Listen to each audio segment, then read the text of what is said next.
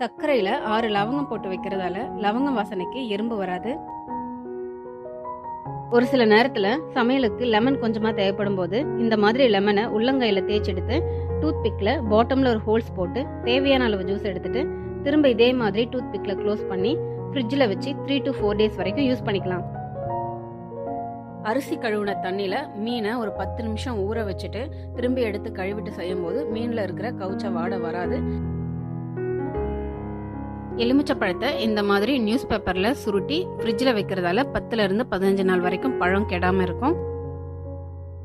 தேங்காய் சட்னி செய்யும்போது கொஞ்சமாக புதினா தழையும் ஒரு 1/2 டீஸ்பூன் எலுமிச்சை பழத்தையும் சேர்த்து செஞ்சீங்கன்னா ஹோட்டல் ஸ்டைலில் தேங்காய் சட்னி இருக்கும்.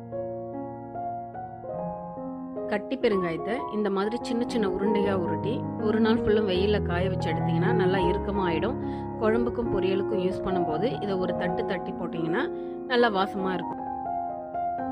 கோதுமை மாவில் வண்டு வராமல் இருக்க அதில் கொஞ்சம் உப்பு போட்டு வச்சிங்கன்னா வண்டு வராது. மிளகாய் தூள் அரைக்கும் போது இருக்கிற ஃப்ரெஷ்னஸ் ரொம்ப நாள் இருக்க ஒரு பிஞ்ச் பெருங்காயம் ஆட் பண்ணி மிக்ஸ் பண்ணிக்கோங்க. வெண்டைக்காயை நறுக்கும் போது கத்தில கொஞ்சம் எண்ணெயை தடவி நறுக்குனா பிசுபிசுப்பு தன்மை ஒட்டாம இருக்கும். உருளைக்கிழங்க வேக வச்ச தண்ணீர்ல பாத்திரம் கழுவும் போது பாத்திரம் பளபளப்பா இருக்கும். இது போல குக்கிங் டிப்ஸ் அண்ட் வீடியோஸ்க்கு மசாலா குக்கிங் சேனலுக்கு சப்ஸ்கிரைப் பண்ணி சப்போர்ட் பண்ணுங்க.